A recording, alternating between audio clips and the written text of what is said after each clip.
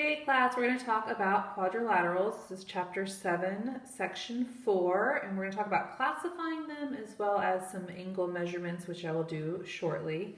You can see right here I've got this thinking map, a quadrilateral. The important thing to remember is any quadrilateral has 4 sides, so it's a 4-sided polygon.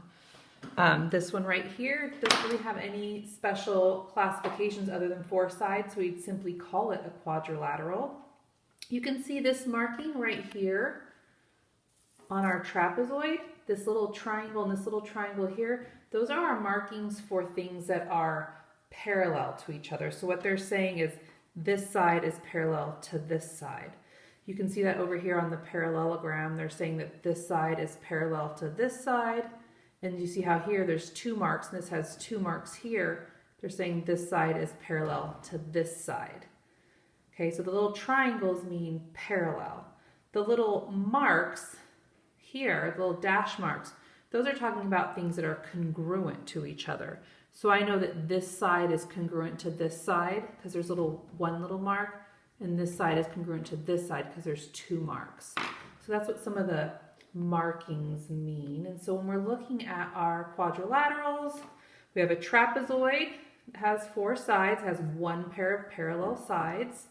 You know, trapezoids can also look like this right here. It doesn't have to look like that. It can look here. There's my 1 pair of parallel sides. Then you have a parallelogram, which is kind of just like your rectangle that got kind of caught in the wind. You have a kite here. Okay, there's no parallel sides in a kite, but the sides that are adjacent to each other, remember adjacent are joined, they're side by side. The adjacent sides are congruent and it looks exactly like, you know, a kite floating in the sky. You have rectangles here, which are types of parallelograms. Trapezoids are kind of on their own, kites are on their own. You have your rectangles here, which is a parallelogram with your 4 right angles. Then your rhombus, which is a parallelogram that doesn't have any right angles, but it has 4 sides that are the same, 4 congruent sides. And then you have your most specific one right here, which is the square. Again, that should be reviewed, just kind of going over all of that with you.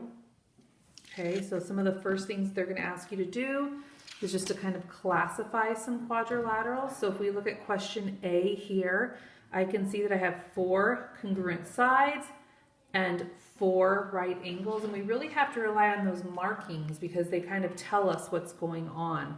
So if I look at that one based off all the classifications, it is a square, which I'm sure you did just fine with. If we look at part B, I can see that there are no parallel sides. This side and this side here are adjacent and congruent. This side and this side over here are adjacent and congruent. So that ends up being my kite. All right, so I'm gonna put this up right here on your own. I want you to pause the video right now. I'm hoping you'll do that. You can try these on your own and then you can unpause the video and see if you are correct. All right, so hopefully you paused. The answer to number 1 is a rhombus. The answer to number 2 is a trapezoid. And the answer to number 3 is a rectangle. Hopefully you did a good job with those. Alrighty.